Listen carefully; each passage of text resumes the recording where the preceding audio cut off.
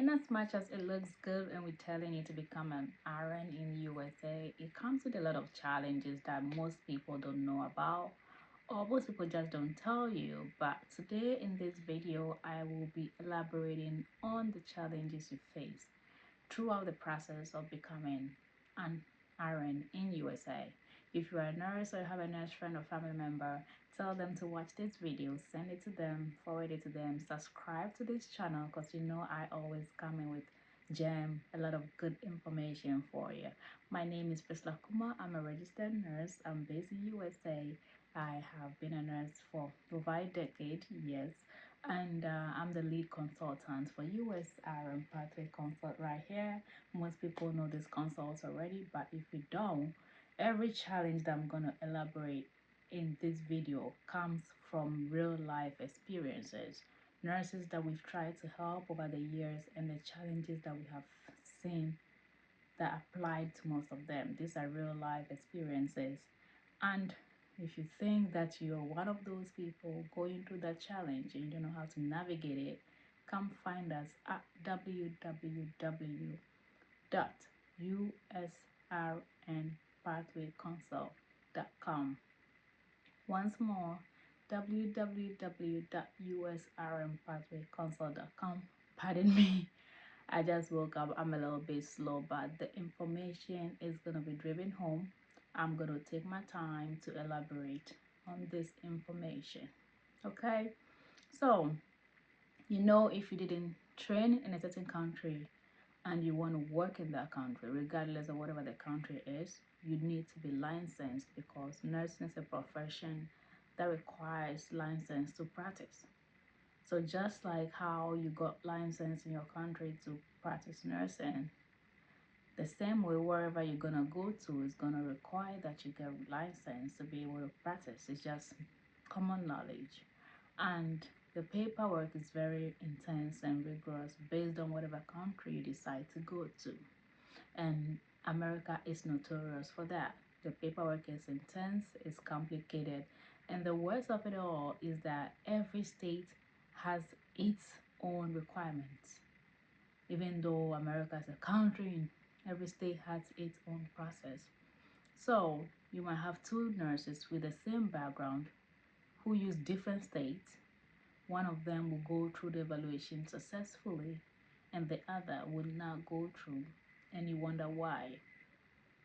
It's just pretty much because the requirements of the state is entirely different, and that is why somebody would go through and the other, who was actually classmates with that person, would not go through. The evaluation is very rigorous. The requirements can be daunting. You need to do a lot of information, a lot of research to figure out what state will let you navigate this process easily. And that alone is a problem on deciding which state you would use. And sometimes too, you narrow it down and then the rules change. The state boards always go and change the process. Today they might want you to bring a resume or evaluation or ID card, and next day they're asking you for social security. So the rules change so fast. So you need to always be abreast with the information out there. You need to be reading, you need to be doing your research always to be able to go through successfully. One big challenge is that those who have some kind of specialty, especially in Africa, people have mental health nursing, people have midwifery, and they have faced a lot of challenge in evaluating their documents. A lot of UK nurses too have these MSc programs that are like 2 years or under 2, or they have courses that are missing some key subjects on their transcript. So therefore, they end up facing rejection by the evaluation companies. Most of you all know that CGFNS is one of those big evaluation companies that end up rejecting nurses because of the educational background they possess or because of what they have on their transcript. So let's say you're one of those nurses who did your evaluation and got rejected. Does your American dream end there? I would say no, your dream should not end there. There are other evaluation companies that can help you navigate this easily. You wouldn't know until you try it. So the alternative is for you to try another evaluation company and figure out what they say. Sometimes too, you're just missing a course or two, and the state board can actually tell you the courses you're missing, because this is my personal experience. I think California board was telling me that I was missing microbiology, the clinical part of it, not the theory part of it. And then you can make up for those courses. They actually will direct you to where to make up for those courses, because there are some organizations that have programs online that you can go and do that course, get your clinical hours or your theory hours, and submit it to the board. The company actually gives it to the board, and then the board will go through and add it on as a top up or a bridge program for you, and then you are cleared to go through successfully. I just gave a free tip away. So if you're facing a challenge and it's because you're missing some hours, you can make up for that hour. You don't have to go back to your country trying to go back to school or do anything. Call the boards, reach out to the boards. You hear me saying boards a lot. State boards like New York Board of Nursing. And if I say boards, it could also mean NCLEX. I'm taking my boards. I'm taking my NCLEX. You can use those interchangeably. But when I say the board, I could also be referring to a state board. So hopefully I'm not confusing you too much.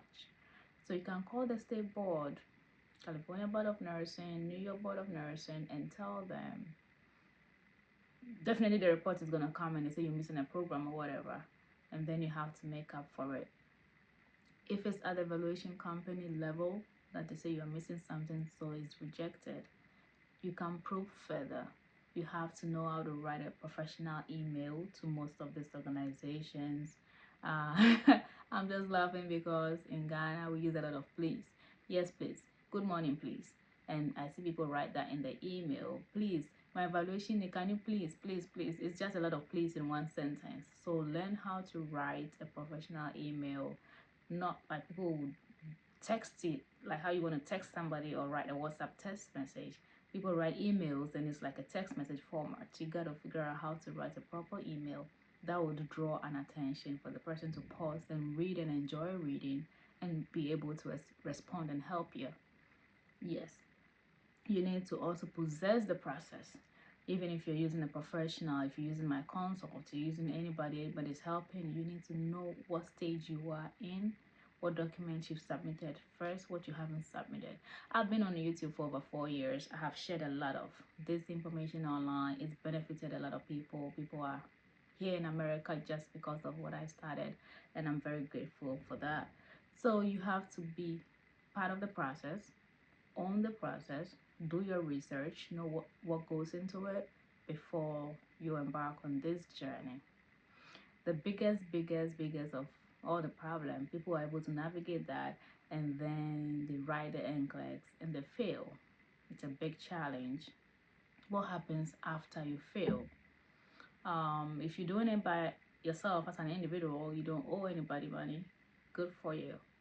But if you're tied to an agency that has sponsored you or put some money into you and you fail, they have different requirements. Some of them want their money back. Some of them want a percentage back. Some of them want you to go write it again from your own pocket by you paying for it yourself. That is just by the way. But if you fail again, I always encourage you to try it again. Don't just give up. Give yourself some time. Accept defeat. Go through the process of failure. Grieve, mourn, cry, do whatever, and pick up your books again. It's easier to pick your books up again and continue from where you left off. But as soon as you delay 3 months, 6 months, 8 months, 1 year, 2 years, you will not be able to bounce back. It will take 3 times the effort that you used back in the day to revive that zeal, that fire, to study again, retain the information, understand it, and go and replicate it on paper. because you've studied up to this level and you wrote and failed. The information is still fresh. But as soon as you close your box and go and I'll do it tomorrow, I'll do it tomorrow, it becomes harder to do. I have so many nurses that have fallen off the wagon because they decided to take some time off to heal, to figure out what they want to do, and it's been 3 years and they have not been able to come back. I have personal experiences of friends and close people who could never come back. So when you fail, it's hard, it's sad, it's expensive, it's stressful. You traveled all the way to another place to write it, whether it's in your city, another country. You spent so much money, you burned the midnight candle. But the advantage of that is you know the atmosphere, you know how the examination room is, you know how the setting of the environment is. You have seen real live questions. So going in the second time, your anxiety level will be lower because you know what to expect, especially if you're going back to the exact same center that you took the first one and failed. I think it eases things up a little bit. That is the advantage you have over somebody who's not done it before. So when you fail, go back and write it. And the biggest one after writing and passing is a long wait. I know so many nurses that wrote NCLEX in 2020, 2022, 2023. They are still back where they are in their country. They are still in Africa. They are still in Europe. They are still in Asia, trying to get into America. And it's a long wait because of the word retrogression, the backlog, the delays from COVID time and all that story. But at the end of the day, it's gonna get to your turn. They release the date with time, what stage you've got into. If they received your documents before this date, you are in line and it's gonna get to you. So in the meantime, whilst you wait, what should you do as somebody who has passed NCLEX? The research never stops. Even when you're living in America and working, the research never stops. You're always searching for the next thing to do. So you should always be watching videos. If you are in an environment, maybe you don't have a work experience before you wrote and passed, I recommend that you start using that time to put some good work experience on your resume. If you are in some little community clinic or something, I advise that if you can move to a place where you'd get a real bedside experience, because that is marketable. The employer is looking for a nurse who has bedside experience more than somebody to sit in a clinic. That's why you see all the jobs are about med-surg, ICU, trauma, NICU, PICU, cardiac, and whatever you can think of. So you can use that 2, 3, 4, 5 years that you're waiting in your country to upgrade your resume, your CV, curriculum vitae. You can use that time to upgrade your resume. You can use that time to move from one environment to the other. You can use that time to specialize. You've always been interested in dialysis nursing or something, you can use that time. 2 years of a specialty is good. 1 year, great. They want to see you when last you did that specialty and if you have 1 year experience in that specialty. So while you're waiting for a visa interview date to come into America with your family or just by yourself, you can use that time to specialize. You can also use that time to go to school. If you had a diploma, it would be a great time to get your BSN. Why? Because the programs are very competitive to get in. They are very pricey. And also, sometimes you'd have to settle down in a year, 2, 3 years, figure out things, bring your spouse, your children, and all that before you are able to go to school. So you get in the country, it takes about 3 years before you upgrade, or even more than that. So whilst you are in your comfort zone, it's cheaper wherever, you can do some courses. Even if it's not a full-time BSN or whatever, you can do some short courses. Accident and emergency, some short courses will be good for your resume. And if you already have BSN, you can use that time to get your master's. But what I would advise is that when you're going to school, make sure that you're doing a program that will be relevant in USA. I brought a nurse anesthetics on this channel, I think 3 times. He did that in Ghana. He came here and he's not able to use it. I know I brought on her a physician assistant in Ghana. She came to the USA. She's not able to use it. So she's now back in nursing school. Most of you saw that video. So make sure whatever you are going to pursue is relevant. Some of you are already with employers. You already have a job. You already know what state your agency has placed you. So you want to look around. Let's say they placed in Columbus, Ohio. You want to look around and see what schools are available in Columbus, Ohio, what hospitals are available there, what jobs are posted on that hospital's page. What are they looking for? You want to watch videos of the type of nursing that we have here. You want to do something that is relevant, that can cross borders. You don't want to spend so much going to school and coming here realizing you can't use it. You don't want to do that. So your wait period, you can upgrade yourself. You can change your work environment. You can get some certifications done. They do ask you to get like BLS, basic life support, ACLS, all these certifications. You can do them online. But the thing is, you got to renew them. Some of them expire every 12 months. That's every year. Some of them every 2 years. So if you have them now and you sit in your country and your visa is taking so long, you would have to pay again to renew it and pay again to renew it. So I normally do not advise you doing it now if it's not a requirement to get a job. Most hospitals know you don't live here, so they give you a window period when you arrive in the USA and you arrive at the job.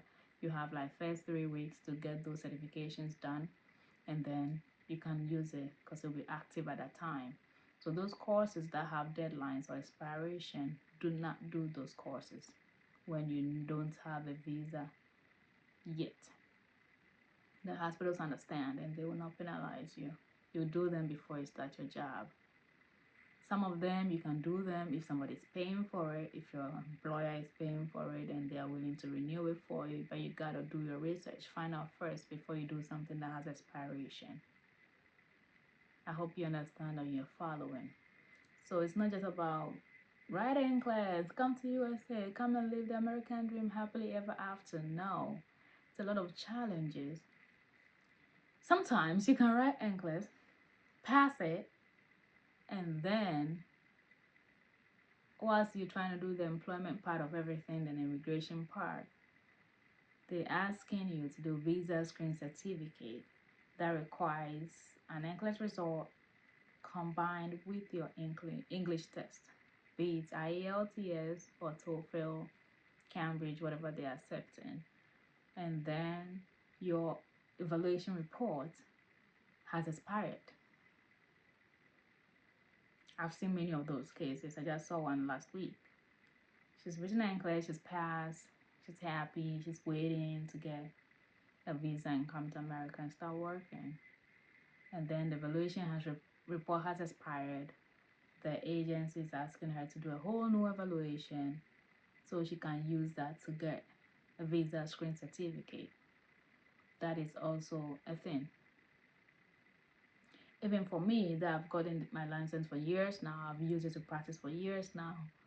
Anytime I have to get another license for another state, because I'm always getting licenses for states as I move around, doing travel nursing, if you don't know that, I still have to go back to get some evaluation for my evaluation company. I use CGFNS personally back in the day, and I pay for storage. They have eSave where they keep your documents for a number of years, I think 4 years. I don't know whether they've increased the number of years now.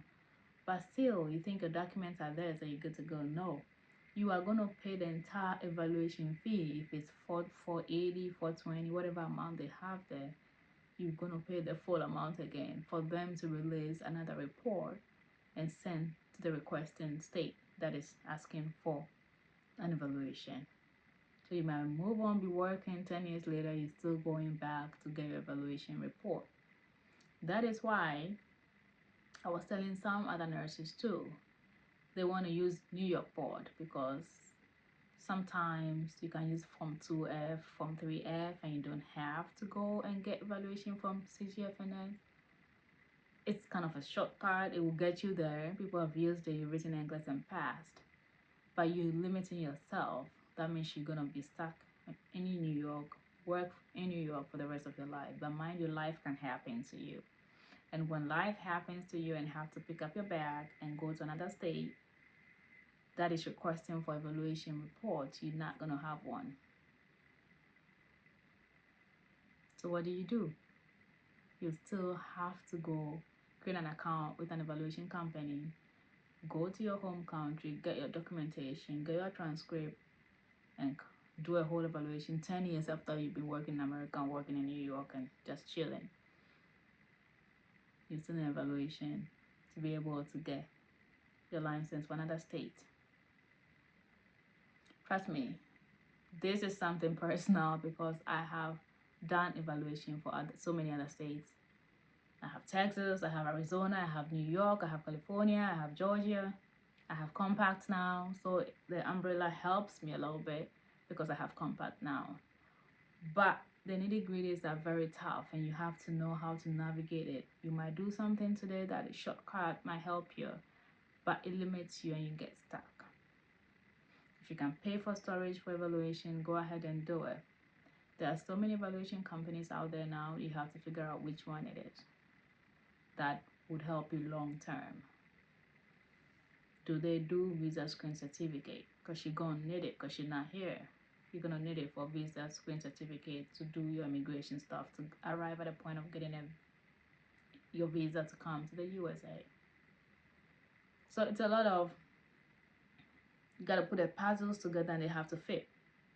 And if it doesn't fit, you're going to pay for it later in the future. So while you're waiting, do your research. It's not just a written and pass and I'm happy. People have been waiting 3, 4, 5 years, the long wait. And then make sure that immigration wise you're all clear. You have not gone for some fake visa some years back that is going to come bite you when you go for the interview. You're not adding somebody else into your family that is not supposed to be in your family. You're not doing anything shady that will come back and get you. You're not doing anything that will compromise your situation. You have your story straight. You have employment history straight. And then I always recommend polish your CV, your resume. Just keep updating it. Just update. Just if you do a course, update it. Get yourself in a good standing, because in as much as we have nursing shortage, there is still competition. Unfortunately for some of us, we have the work experience and all that, but we are not the number one go-to nurses that the employer wants. You know what I mean? They'll prioritize another nurse from Asia or the Philippines over an African nurse. So you gotta make sure your resume is good. You have to be researching about the hospital that you've already been assigned. Most of you know that already. You have to look into courses that you'll be doing when you get here, how to upgrade yourself, the benefits, the things, how to settle down basically. Read a lot about settlement, how to get your kids here, how to get them into schools, how to get their documents right, how to take advantage of their neighborhood that you're going to be in, the social services available. This is it, wait time is when you do all that. It's very frustrating. I know that you've written NCLEX, you've passed, you've been home 2, 3 years, you don't have a visa yet. It's a long wait, and that long wait is killing. I have so many of you in that situation, and it's really sad. But I hope this video has been helpful. I can go on and on and on about the challenges of becoming a nurse in the US. And after doing all that too, you get to work and you realize your pay is lower than somebody else that you were all hired at the same time, or you have the same year's experience, but there's a disparity in the payment scale. But that is something you navigate whilst you are on the job. Most of us don't discuss our pay with people. I'm somebody who do, and that's how I find out, oh, how come she's taking $100 and I'm taking 20? Then I'm gonna look into that. But if you are gatekeeping your salary or your paycheck, or the other bonuses and benefits that people are getting that you didn't get because you kept your mouth shut, you don't discuss your pay, and they tell you not to. It's actually not right or illegal to be doing that. HR tells you not to, but you have to watch who you're talking to and then figure out what they are paying them, how many years experience they have, and if it's something that is a big difference, you want to know. A friend of mine challenged them. She had a lot of years experience. She was being paid $38, and the other person that they were all in the orientation was being paid 40, and he was a new grad, fresh from nursing school, and this nurse has been a nurse for years. Actually, even went to medical school in China. Was being lowballed salary wise, and she wanted to say something, and then they gave her the raise. So a closed mouth is never fed. You have to know your rights. You have to know the right channel to speak to get things done. You have to be very vocal. You cannot be timid no more. You have to be out there and grab what belongs to you, because guess what? They're gonna work you that much that you go home with aches, your leg, your back, your waist, your sleep. You're gonna be a mess. So you might as well get the money that you deserve or more whilst at it. Thank you for watching. If you are a nurse and you don't know how to do all this, but you want to work in America, you know where to find me. www.usrnpathwayconsult.com is where I am at. I know I have a lot of messages to reply, emails and stuff, but register. We'll be in touch with you. We'll help you through the process. So you write NCLEX if you're just looking for an NCLEX tuition class, which I highly recommend, because NCLEX is different from a lot of examinations you've done before. You need guidance. You need somebody to walk you through it. We have an NCLEX Academy at UPC that will help nurses. It's just a 16 weeks program. That is really, really, really, really helpful. It's an eye opener. The tutors direct you as to where to focus when you're answering questions, what you should be looking at. All the answers are right, but what you should choose first before what, how to prioritize. And I'm glad that I've established this. And shout out to my team that's working behind us to get these things done. English is doable. I've done it. People have done it. It's worth it at the end of the day. It's a life-changing experience for you and your family. Don't give up if you've been rejected. Midwives, psychiatry nurses, whatever. Find an avenue. If you have to get into a school to come in here, for those of you who are on a student visa or families of student visa holders, F1, F2 visa category, you're a nurse and you're here schooling, you might as well use the time to also write your NCLEX, so that by the time you're done with school, you are able to convert using your NCLEX results. Immigration will walk you through it. Thank you. And I've been MIA, missing for some time, but I'm always here. I pop up whenever I can because I'm always on the road, and then I put a gem in. I hope this video helps somebody. Until I see you again in my next video, thanks for subscribing. Thanks for trusting me for this information. Do your research. I don't know it all, but do your research. These are just freestyle information I have encountered during helping nurses along the line. So do your research. Make sure that you have the right information. Invest in yourself, and at the end of it, will pay off. And everything's gonna be okay. Believe in yourself. Take care, and ciao.